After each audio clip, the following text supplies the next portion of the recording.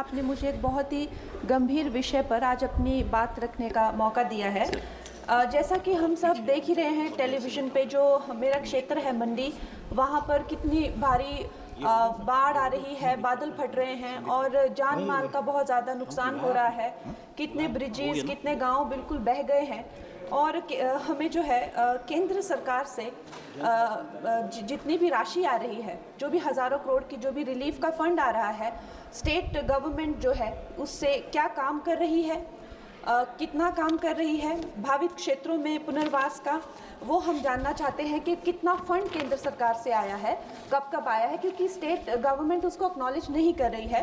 दूसरा, अध्यक्ष महोदय, हमारे जो दुर्गम, अभी जैसे कल मंडी सदर में भी बहुत बड़ा एक फ्लड आया, करोड़ों का नुकसान हुआ, तो एनडीआरएफ, आईटीबीपी की जो भी हमारे यहाँ से जो भी आर्मी फोर्सेज आके रक्षा करती है, उसकी जो एक समय सीमा क्या तय की गई है वो भी हमें बताने की कृपा करें।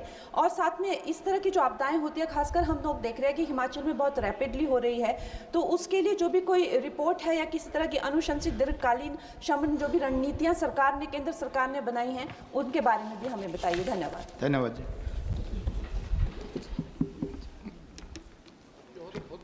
माननीय श्री उमेश पटेल जी।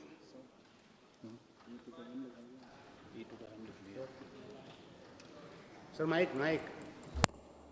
माननीय महोदय जी, हमारे प्रदेश के प्रशासक द्वारा महाभयानक परंपरा शुरू कराई जा रही है।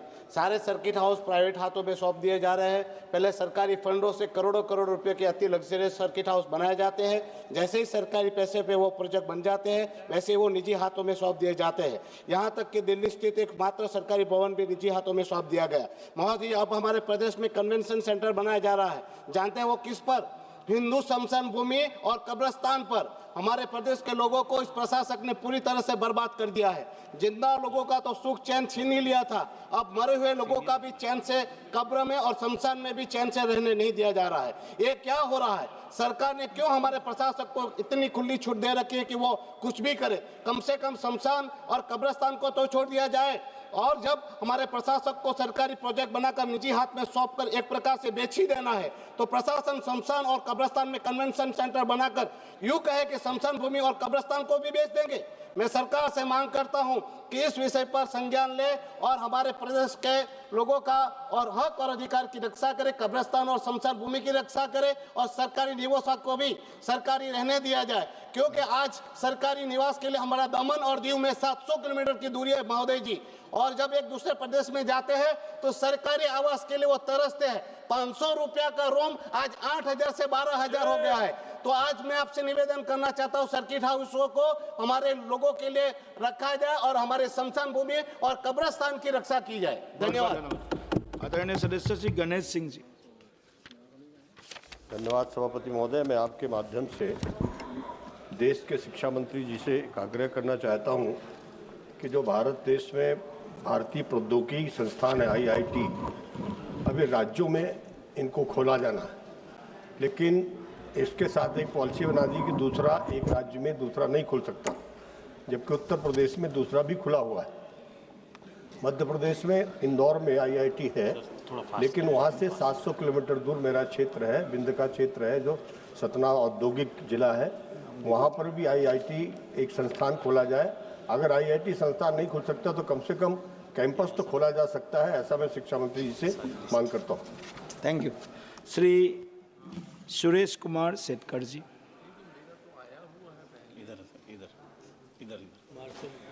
सुरेश कुमार जी, नहीं आप सुरेश कुमार जी सेठकर। अच्छा उधर।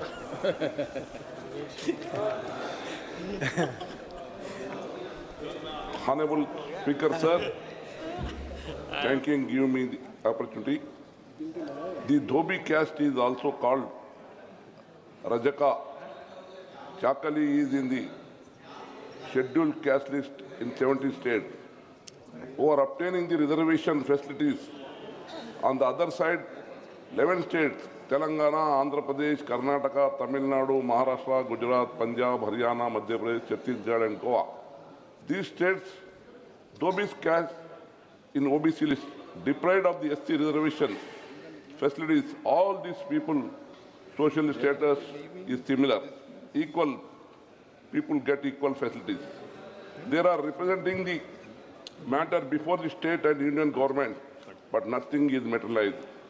Every time the social justice minister replied to initiate the issue from the state government concerned, if any report they send that, also return to the same name of modalities, etc.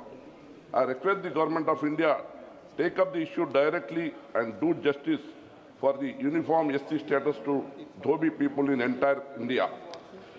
It also brought to your notice that the profession itself amount to untouchability. They are extending services to the society from birth to death. Thank you. Thank you. Shrimati শতাব্দী রায়জি। আমি আমার বীরভূম কনস্টিটিউয়েন্সির কিছু post office নিয়ে কথা বলতে চাই, মারগ্রাম এবং আরও কিছু। আমি জানি যে আজকে এই ইমেল এবং ফ্যাক্স এবং হোয়াটসঅ্যাপের যুগে চিঠির কোনো মূল্য নেই, কিন্তু চিঠি ছাড়াও পোস্ট অফিসে অনেক কাজ আছে যা আমাদের সমষ্টিগত মানুষের প্রয়োজনে হয়। আমার ওখানে কিছু পোস্ট অফিস আছে যেগুলো ভগ্নদশা অবস্থা, ভূতের মতন অবস্থা, যেখানে রেনোভেশনের জন্য বললে মিনিস্ট্রি থেকে বলা হচ্ছে এমপি ল্যাড থেকে করে দেওয়ার জন্যে। আপনি ভালো করে জানেন যে এমপি ল্যাড মাত্র 5 কোটি টাকা, যাতে বাংলায় বলে নুন আনতে পান্তা ফুরোয়, কিছুই করা যায় না। তারপরে যদি পোস্ট অফিস যা যা রেকমেন্ডেশন আমাদের তরফ থেকে, এমপিদের তরফ থেকে মিনিস্টারের কাছে যায়, সেগুলো যদি আমাদেরকেও চাপিয়ে দেওয়া হয় তাহলে আমরা কিছুই করতে পারবো না। তাই আমার অনুরোধ যে মন্ত্রিত্ব, যে দপ্তরে যে কাজগুলো আছে তারা যদি সঠিকভাবে পালন করে তাহলে আমাদের এই 5 কোটি টাকা দিয়ে আমরা কিছু করতে পারি, কিংবা এমপি ল্যাড বাড়িয়ে দেওয়া হোক, আমরা সব কাজ করে দেবো। Thank you. Thank you. Shri Rajkumar Sangwan ji. धन्यवाद सभापति महोदय। माइक एमपी एलईडी के बारे में बता। धन्यवाद सभापति महोदय। आज आपने मुझे लोक महत्व के मुद्दे पर बोलने का अवसर प्रदान किया।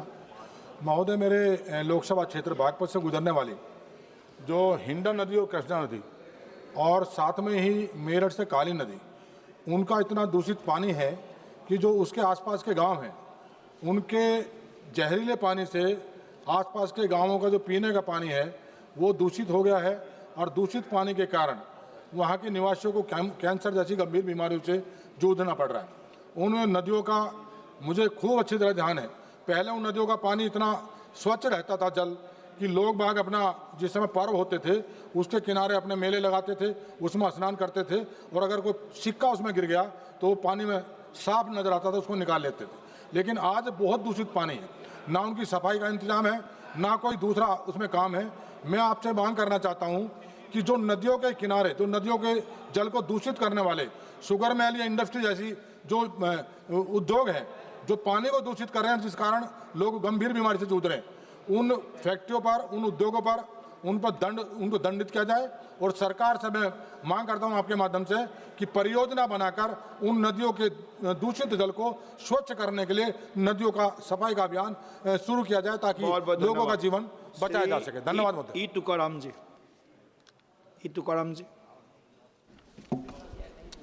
Thank you for giving me the opportunity to raise the important matter during 0 hours.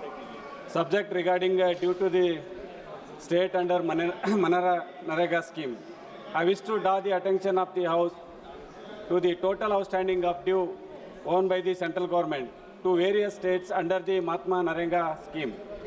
As per the response of the provided by the Ministry of Rural Development in the Lok Sabha, Adhyakshiji, total 14,603.94 crores is remain. Pending dues as on 22nd July 2025. Under the both wage and material components, Karnataka state alone has outstanding amount of 374.80 crores. Mananarega is a flagship welfare scheme of the Government of India aimed at ensuring employment and livelihood of security to the rural village people. The delay of dispense of these funds severely hamper of effective implementation of the schemes and asset increase the development of works. I am requesting the ministry to clarify and when the spending is due to be released to the states, I request you to immediately step taken into the clear the all the disbursement of Narega scheme program dues. Thank you very much. Shrimati Lata Wankhede ji.